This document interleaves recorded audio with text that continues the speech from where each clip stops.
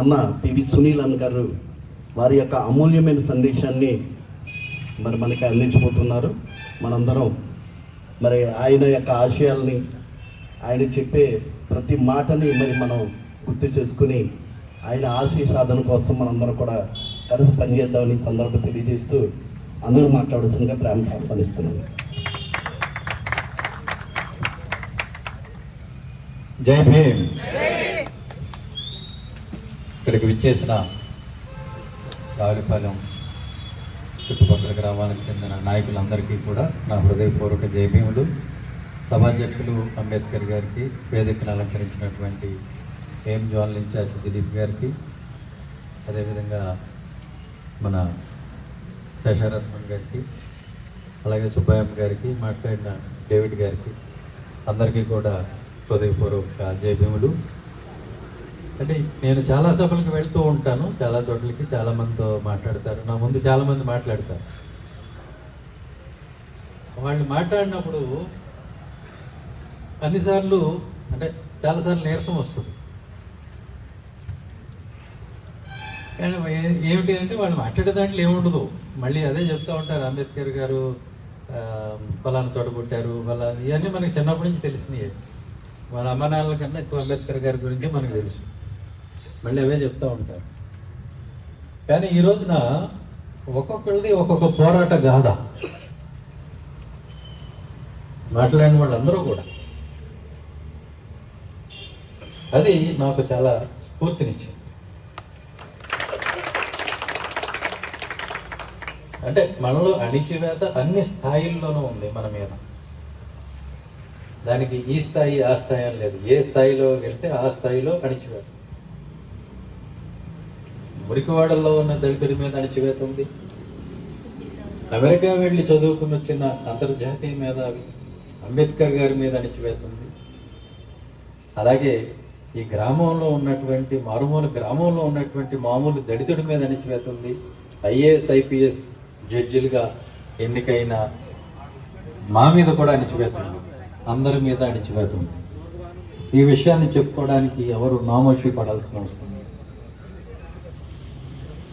చూడండి, ఒక విగ్రహాన్ని పెట్టుకోవడానికి ఒక చిన్న స్థలం కోసం మహిళలందరూ కూడా ఎంత పోరాటం చేశారు. వీళ్ళందరూ పోరాటం చేస్తేనే ఈరోజు ఆ విగ్రహం, వీళ్ళందరూ పోరాటం చేస్తేనే ఈరోజు మనం ఇక్కడ నుంచొని మాట్లాడుకోగలుగుతాం. ఏది ఊరికే రాదు, ఏది కూడా ఊరికే రాదు. ప్రతిదానికి మనం కొంత మూల్యం చెల్లించాల్సిందే, పోరాటం చేయవలసిందే. ఇప్పుడు డేవిడ్ గారు అన్నారు, మీరు మా క్రైస్తవ నిలబడ్డారు, పోరాడుతున్నారు అని. ఆ పోరాటం ఊరికినే రాదు, దానికి నేను పే చేయాల్సి ఉంటుంది.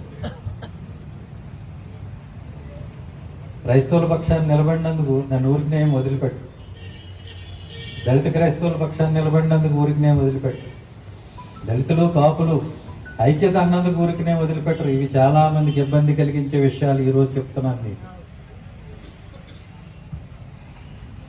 ఇవి మన రాష్ట్ర రాజకీయ ముఖ చిత్రాన్ని, భవిష్యత్తుని మార్చేయగలిగినటువంటి శక్తివంతమైన నినాదం.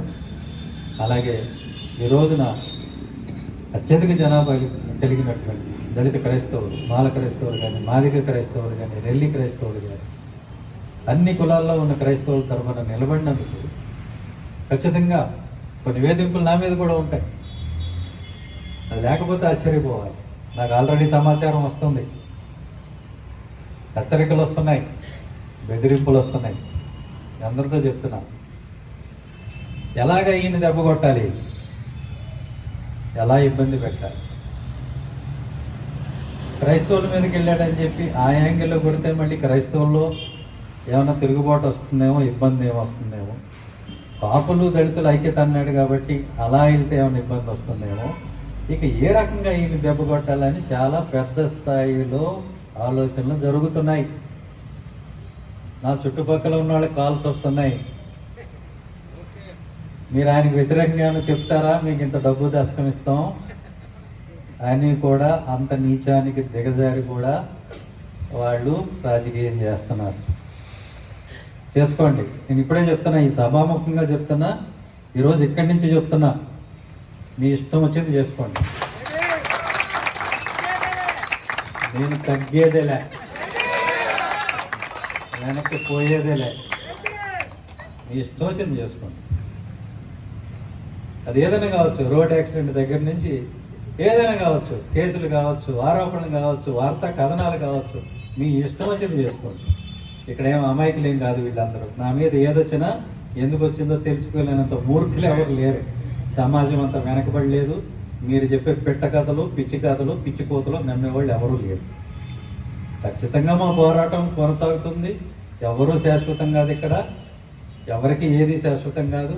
మా పోరాటం మాత్రం శాశ్వతం. ఎవరిదైనా పోరాడతాం, ఎంతవరకైనా పోరాడతాం. చూసుకోండి, మీ ఇష్టం వచ్చింది చేసుకోండి. ఇప్పుడు చెప్తున్నాను, ఏం భయపడేది లేదు. అందరూ పోయేదే, ఏదో ఒకరోజు అందరం పోతాం. చైర్మన్ మావు అన్నట్టు ఎవరు బతికాడు 3 నూర్లు అని, 300 సంవత్సరాలు ఎవరు బతికాడు అంటాడు చైర్మన్ మావు. ఉన్న 100 సంవత్సరాలనే ఏదైనా చేయాలి. అట్లా బతుకున్న కాలంలోనే ఏదో ఒకటి చేస్తాం, ఏదో ఒకటి సాధిస్తాం. అంతేగాని ఇలా భయపడిపోవటాలు, వెనకపోవటాలు ఉండవు. నాయకులు 2 రకాలు. మీరు ఒకటి ఆలోచించుకోండి. ఎవరైనా మీ ముందుకు వచ్చి మాట్లాడుతున్నారంటే చేయటానికి ఏమీ లేక బతుకు తెరువు కోసం వచ్చాడా? చేయటానికి ఏమీ లేక బతుకు తెరువు కోసం మిమ్మల్ని చందాలు అడుక్కుని బోకు తిని బతకటానికి వచ్చాడా? వాడి నాయకుడా, బ్రోకరా? మీరే ఆలోచించుకోండి. లేదు, ఏదో ఒక పార్టీలో చేరి టికెట్ తీసుకొని ఒక ఎమ్మెల్యే ఎంపీ అయ్యి ఆ తర్వాత ఏ రోజు పొరపాటును కూడా అసెంబ్లీలో కానీ పార్లమెంట్లో కానీ మాట్లాడకుండా, దళితుల తరఫున, దళిత క్రైస్తవుల తరఫున, జాతి తరఫున మాట్లాడకుండా తన కుటుంబం మాత్రమే బాగుండేటువంటి వాళ్ళని ఇప్పటికి నేను చాలామందిని చూశాను. ఆయన నాయకుడా? లేకపోతే నాలాగా ఈరోజు నేను చెప్తున్నా శంషేర్గా, నేను ఉన్నాయి పోగొట్టుకోవడానికి వచ్చాను, పోగొట్టుకుంటున్నాను, ఇబ్బందులు పడుతున్నాను, ఇంకా ఇబ్బందులు పడబోతున్నాను. అలాగే స్పష్టంగా చెప్పా ఈరోజు. ఇంతకుముందు 2018లో చెప్పా శ్రీకాకుళంలో, మళ్ళీ చెప్తున్నా ఆన్ రికార్డ్. ఏ పార్టీలోనూ చేరను, ఏ పార్టీ బీఫారం తీసుకోను, ఏ పార్టీ కండమ చేసుకోను. ఎప్పుడు అంబేద్కర్ గారితోనే ఉంటాను, ఈ నీళ్లు నమ్ముతూనే ఉంటాను. మళ్ళీ చెప్తున్నా.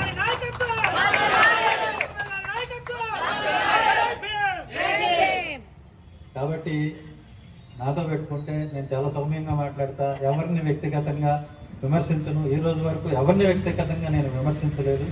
కేవలం పాలసీ మాట్లాడతాను. దళితులకి ఏం కావాలో మాట్లాడతాను, దళిత క్రైస్తవులకి ఏం కావాలో మాట్లాడతాను, పాప సోదరుల కోసం మాట్లాడతాను. అందువల్ల అందులో న్యాయం ఉన్నాయన్నీ కూడా మీరు చేస్తే మీకే అవుట్ రైట్గా మీకే మద్దతు పలుకుతాను. అలా కాదని మీరు నా జోలికి వస్తే, ఇబ్బంది పెడితే ఇంకోవైపు చూస్తారు. ఇప్పుడు దాకా ఒకవైపు చూశారు, రేపు ఇంకోవైపు కూడా చూస్తారు. ఏం భయపడను. నేను అన్నిటికీ తెగించే ఉన్నాను.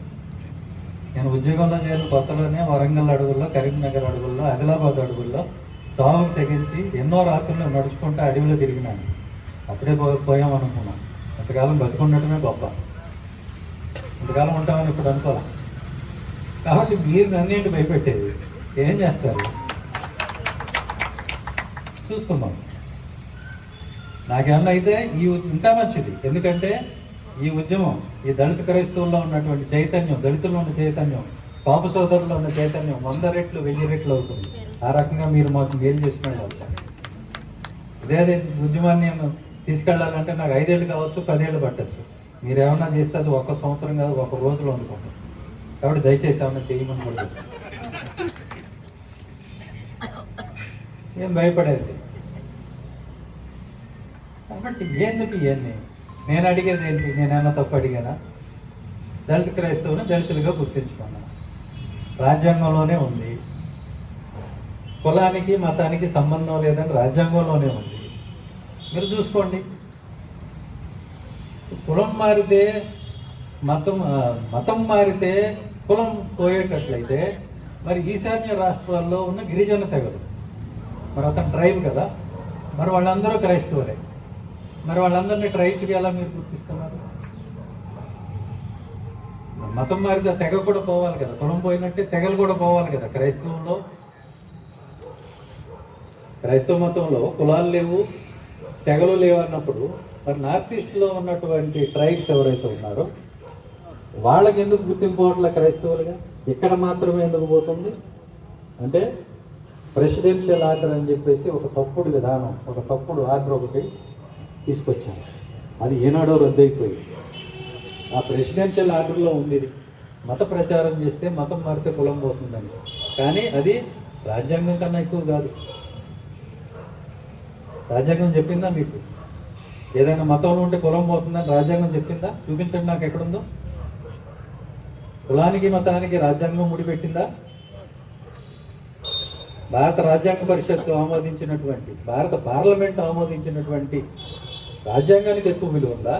లేకపోతే ఒక ప్రెసిడెన్షియల్ ఆర్డర్, తప్పుగా ఇచ్చినటువంటి ఒక ప్రెసిడెన్షియల్ ఆర్డర్, దానికి ఎక్కువ విలువ ఉందా? దాన్ని అడ్డం పెట్టుకొని ప్రతిరోజు దళిత క్రైస్తవుని వేధించడం.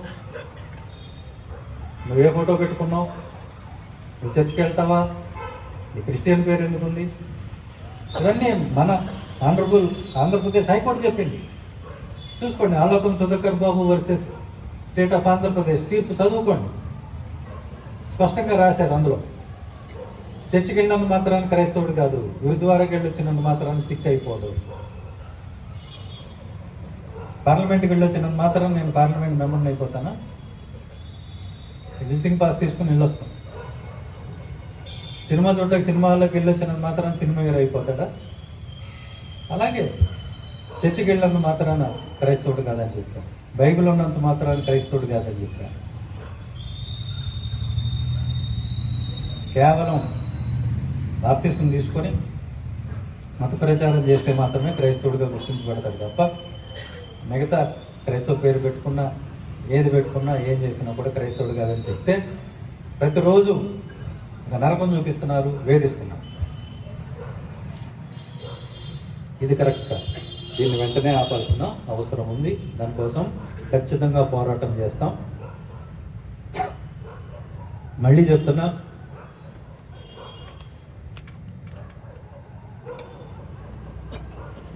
దళిత క్రైస్తవ సోదరులకు ఎక్కడ ఎలాంటి వాళ్ళ మత స్వేచ్ఛకి ఇబ్బంది కలిగినా కూడా నేను ఖచ్చితంగా అక్కడికి వచ్చి నిలబడతా. మన ఏం సైనికులందరూ కూడా అంబేద్కర్ వాదులు, అంబేద్కర్ సంఘాల వాళ్ళందరూ కూడా మీకు అండగా ఉంటాం. భారత రాజ్యాంగం ఇచ్చినటువంటి స్వేచ్ఛ, దాన్ని ఎవరు కూడా హరించడానికి వీలు. అదేవిధంగా కాపు సోదరులు, ఇప్పుడు కాదు, నేను 2005 నుంచే చెప్తా ఉన్నాను, దళితులు కాపులు ఐక్యం కావాలని. అది ఈరోజు కొత్తగా చెప్పింది. అలా మా టీంలో పనిచేసిన వాళ్ళే తర్వాత 2 రాజకీయ పార్టీలతో పనిచేశారు. అదేం కొత్తగా చెప్పింది కాదు, ఎప్పటి నుంచో చెప్తున్న మాటే చెప్తాను. ఏంటి తప్పుంది అందులో?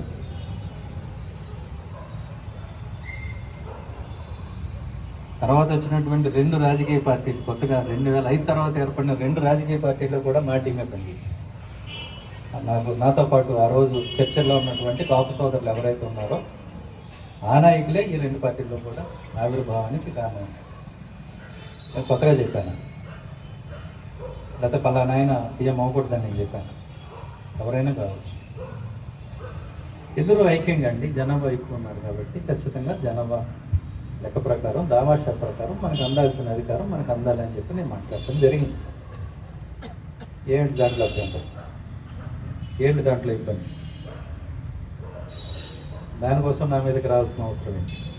ఎందుకు ఉలిక్కిపడి అంటే ఒక భయం ఉంది. దళితులు కాపులు ఐక్యం అవుతున్నారు అనే భయం మొదలైంది, అధికారానికి వీళ్ళు దగ్గర అవుతున్నారు అనేటువంటి భయం మొదలైంది. దానికి సాక్ష్యం ఏంటి? లేకపోతే పట్టించుకునేవాళ్ళు కాదు కదా, ఏం అవసరం, సర్లే మాట్లాడుతారు. అలా కాకుండా మీరు ఒక ముందడుగు వేస్తున్నారంటే మీ భయం మాకు అర్థమవుతుంది. మా ఐక్యత గిట్టక రకరకాల ప్రయత్నాలు చేస్తారు, చెడగొడతారని నేను మీకు ముందే చెప్పాను. వాటన్నిటినీ కూడా మనం దూరం కొట్టాలి. అలా ప్రయత్నాలు చేసేవాళ్ళు చాలామంది ఉంటారు. దళితులకి కాపులకి మధ్యన చిచ్చు పెట్టి ఏదో రకంగా ఇద్దరి మధ్యన అశాంతి రాగొట్టి ఇద్దరిని దూరం చేయాలనేటువంటి వాళ్ళు చాలామంది. అవన్నీ మనం జాగ్రత్తగా, అవి ఇంకా ఎక్కువ అవుతాయి ఆ ప్రయత్నాలు, అవన్నీ మనం జాగ్రత్తగా చూసుకొని ఎక్కడికక్కడ తిప్పుకొట్టి ఒక ఐక్యతతో ఉంటాం. ఎవరు ముఖ్యమంత్రి కావాలనేది నేను చెప్పాల. నేను చెప్పింది 2 వర్గాలు కలవాలి, 2 జనాభాలో అత్యధికంగా ఉన్న 2 కలవాలి, తర్వాత ఒకరి సహకారంతో ఒకరు ఇద్దరు అవ్వాలి ముఖ్యమంత్రి అనేది నేను చెప్పాను. మళ్ళీ చెప్తున్నాను, ఇక ముందు కూడా చెప్తాను. ఖచ్చితంగా మా ఎజెండా ఏదైతే ఉందో దళితవాడ పంచాయతీ, ఆ పంచాయతీకి నిధులు, అదేవిధంగా దళిత క్రైస్తవులకి దళితులుగా గుర్తింపు చేస్తూ ఆ ప్రెసిడెన్షియల్ ఆర్డర్ ఏదైతే ఉందో అది చెల్లదు అని ఒక ఆర్డర్ ఇక్కడ పాస్ చేస్తే సరిపోతుంది. పెద్దగా దాన్ని చేయాల్సింది కూడా ఉంది. అదే గుర్తింపు కేంద్రానికి రాయాల్సింది కానీ మరొకటిగానే ఉంది. అదేవిధంగా దళితుల్లో చదువుకున్నటువంటి డాక్టర్లు, ఇంజనీర్లు, విద్యార్థులు అందరికీ కూడా ఎలాంటి గ్యారంటీలు అడగకుండా, ఎలాంటి వడ్డీలు వసూలు చేయకుండా తలా 2 కోట్ల లోన్లు ఇవ్వాలి.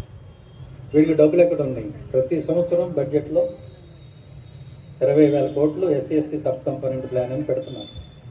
ఎక్కడ పోయినాయి ఆ డబ్బులు? ఆ డబ్బుల్లో వచ్చి 10,000 కోట్లు ఇస్తే నేను చెప్పిన ప్రతి దళితవాడ పంచాయతీకి 2 కోట్లు వస్తాయి. చదువుకున్నటువంటి నిరుద్యోగులైనటువంటి లేదా కొంతకాలం పనిచేసి హాస్పిటల్ పెట్టుకుందాం అనుకున్న డాక్టర్స్ కానీ, ఏదైనా టీసీఎస్లో కానీ ఇన్ఫోసిస్లో కానీ పనిచేసి వచ్చిన సాఫ్ట్వేర్ ఇంజనీర్లకి కంపెనీ పెట్టుకోవడానికి కానీ ఒక 2 కోట్లు వస్తాయి.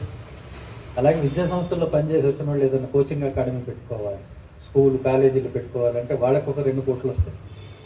లాయర్లుగా ఉన్న వాళ్ళు లా ఫర్మ్ పెట్టుకోవాలంటే 2 కోట్లు. ఎందుకు ఇవ్వరు? నేను అడిగేది అదే. రోజు రిజర్వేషన్లు లేవు, పోతా ఉన్నాయి. మేము స్వయంగా హాస్పిటల్స్ పెట్టుకొని, సాఫ్ట్వేర్ కంపెనీలు పెట్టుకొని వ్యాపార పరంగా అభివృద్ధి చెందకపోతే రాబోయే రోజుల్లో మాకు భవిష్యత్తు లేదు. కనుక ఖచ్చితంగా దానికి ఆర్థిక సహకారం కావాలి. దానికి మీరు కొత్తగా ఏం ఫండ్స్ ఇవ్వక్కర్లా. ఉన్న ఫండ్స్లోంచి 50% వీటికి ఇచ్చి మిగతా 50% మిగతా వాటన్నిటికీ ఖర్చు పెట్టుకోవచ్చు. శాలరీస్ కానీ, వెల్ఫేర్ డిపార్ట్మెంట్ శాలరీస్ కానీ, స్కాలర్షిప్లు కానీ, హాస్టల్స్ బడ్జెట్ కానీ అన్నిటికీ 10,000 కోట్లు సరిపోతాయి. ఒక 10,000 కోట్లు ఇటు ఇస్తే దళితుల్లోంచి దళిత వాడలు అభివృద్ధి చెందుతాయి. అలాగే దళితుల్లోంచి ఒక ఉన్నతమైన వర్గం, 10 మందికి సహాయం చేయగలిగిన బలమైన వర్గం తయారవుతుంది. అలాంటి వర్గం లేకుండా మనం ఏమి సాధించలేము. కాబట్టి మనం ఇంత న్యాయమైన కోరిక అడుగుతున్నాం. మాకు పార్టీలతో సంబంధం లేదు. మా ఎజెండాని ఎవరైతే ఇంప్లిమెంట్ చేస్తారో వాళ్ళకి జై కొడతాము అని చెప్పి ఎప్పుడో చెప్పాం. మాకు రాజకీయాలకు అతీతంగా మళ్ళీ అదే చెప్తాం. ఇది చేయండి, మేము అంతకన్నా ఏం అడగను. ఆ తర్వాత నాకు ఏం అవసరం ఉంది. ఇందులో ఈ 3లో నేను అడిగిన వాటిలో అన్కాన్స్టిట్యూషనల్ కానీ ఇంపాసిబుల్ కానీ ఏమున్నాయి? దళితవాడ పంచాయతీ అంటావా? ఆల్రెడీ లంబాడి తండాలు పంచాయతీలుగా ఏర్పడి 10 సంవత్సరాలు అయింది. దళితవాడ పంచాయతీ ఎందుకు కాదు? ఆల్రెడీ జరిగిందిగా. జనాభాలో 50% దళితులుండి ఒక 300 జనాభా ఉన్నటువంటి ప్రతి దళితవాడని పంచాయతీ చేయండి. అదేమి ఇంపాసిబుల్ కాదు. ఫండ్స్ నేను ఆల్రెడీ చెప్పాను. SC ST sub component plan మీరు వెబ్సైట్లో కొట్టి చూస్తే ఇప్పటికీ 1,40,000 కోట్లు ఖర్చు పెట్టినట్టు. దాంట్లోంచి ఇవ్వండి. ప్రతి సంవత్సరం 20,000 కోట్లు దానికి కేటాయిస్తారు. ఆ 20,000 కోట్లలో 10,000 కోట్లు పక్కకి తీస్తే ఇప్పుడు నేను చెప్పినవన్నీ కూడా అయిపోతాయి. ఏమడిగాను? అన్యాయంగా ఏమన్నా అడిగామా? వేరే వాళ్ళు డబ్బు అడిగామా? దళితవాడ పంచాయతీ అయితే ఎంత మారుతుంది. గ్రామాల్లో ఉన్న మిగతా కులాలతో ఒక సఖ్యత ఏర్పడుతుంది. ఎందుకంటే డబ్బులు ఉన్న వాళ్ళని చూస్తే అందరూ నవ్వుతూ పలకరిస్తారు. మీ పంచాయతీకి 2 కోట్లు వచ్చి నీ చేతిలో 2 కోట్లు ఉంటే నవ్వుతూ పలకరిస్తారు. బాబు ఆ రోడ్డు ఏదో మాకు కూడా కొంచెం ఇవ్వండి. మీరు వాటర్ పెట్టుకున్నారు, మంచినీళ్ళు వేసుకున్నారు, ఆ నీళ్లు కొంచెం ఈ చివరి దాకా మేము ఇవ్వలేకపోయాం, కాబట్టి మీరు మాకు కూడా కొంత వాటర్ పైప్స్ వేయండి మీ డబ్బుల నుంచి అని అడుగుతారు. అది మర్యాద కాదా? గౌరవం కాదా? అధికారం కాదా? అదే నీ దగ్గర డబ్బులు లేవు, రోజు వెళ్ళి సర్పంచ్ గారిని ఏదో ఒకటి అడుగుతావు. అరే వీడు వచ్చేస్తున్నట్టు మొహం తిప్పుకు పోతారు. డబ్బులు లేక డబ్బులు ఉంటే మీ దగ్గర డబ్బులు ఉంటే వచ్చి నిన్ను సహాయం అవుతుంది. ఆ పరిస్థితిలోకి దళితులు వెళ్ళాలని అడుగుతున్నా. ఇదేమన్నా అన్యాయమైన కోరికనా? ఎంతకాలం డీవియేట్ చేసి దళిత సమాజంలోకి నాయకత్వం రాకుండా, నిధులు రాకుండా అడ్డుకుంటారు. దానిలోకి దళిత దళారీలు మొదలు. మన ముఖ్యమంత్రి అయిపోవాలి, మనం రాజ్యాధికారం చేపట్టాలి, ఈ పంచాయతీలు ఏంటి? పంచాయతీ నీకు అడ్డమా? పంచాయతీ నీకు అడ్డమా అని అడుగుతున్నా. అంటే పంచాయతీ దళితవాడి పంచాయతీ అయితే నువ్వు ముఖ్య అధ్యక్షుడు కానీ కాకూడదని ఎక్కడన్నా రాసుందా? దళితవాడి పంచాయతీ అయితే గ్రామానికి ఒక నాయకుడు పుడతాడు, అది వాళ్ళకి ఇష్టం లేదు, వాళ్ళే నాయకులు ఉండాలి.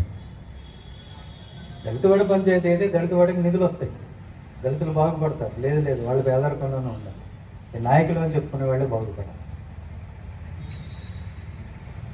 అది అధికారం రావద్దు, డబ్బులు రావద్దు, నేను మాత్రం పైనుండి మిమ్మల్ని ఉద్ధరిస్తానని చెప్తాను, ఏ టికెట్ తెచ్చుకుంటాను, నేను నా కుటుంబం బాగుపడతాను. ఎంతకన్నా చూస్తారు, వదిలిపెట్టండి. ఈ ఎజెండాతో నడవండి. మీరు ఏ సంఘమైనా కానివ్వండి, మీరు ఏ పార్టీతో అయినా ఉండండి, ఈ ఎజెండాకి సపోర్ట్ చేయండి. ఇది కేవలం ఒక కులానికి కాదు, దళితుల్లో ఉన్న అన్ని కులాలకి, మాదిగ సోదరులకి, మాదిగ గూడానికి 2 కోట్లు వస్తాయి, రెల్లివాడికి 2 కోట్లు వస్తాయి, అలాగే మాదలకు కూడా వస్తాయి. అదే ఒక్కళ్ళగా మేలు చేసే కార్యక్రమం, మీలోనూ నాయకులు వస్తారు, అందరం కలిసి పనిచేస్తాం.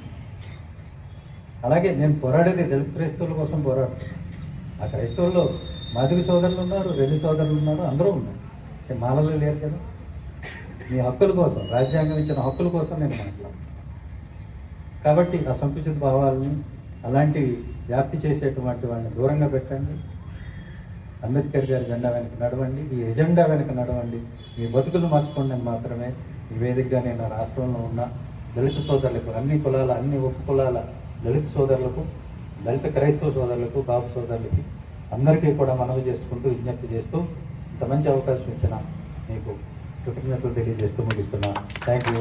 జై భీమ్, జై భీమ్, జై భీమ్.